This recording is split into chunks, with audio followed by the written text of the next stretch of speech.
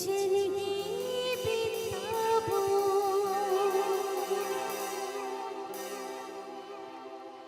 चूर होलन सपना मोर टूट के चल दिले मोर से रूठ के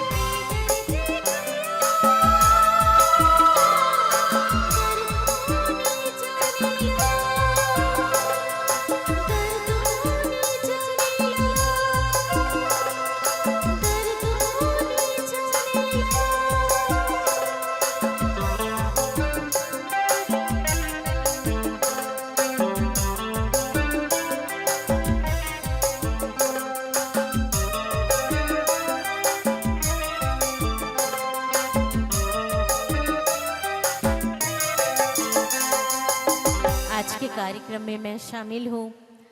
मुझे कल से फीवर है, बुखार है, लेकिन फिर भी चूँकि वादा किया था मैंने कि मैं आऊँगी और मैं आई हूँ। आपको शायद पता चल रहा होगा या ना भी चल रहा होगा, मेरी आवाज़ बैठी हुई है। फिर भी मैं कोशिश कर रही हूँ आपके मनोरंजन के लिए उपस्थित हूँ, तो ज़रूर मैं इस पे लगी रहूँगी। अच्छा, इस बार ना 2 नाम है और ये 2 नाम ऐसे यहाँ मौजूद हर शख्स उन्हें पहचानता है।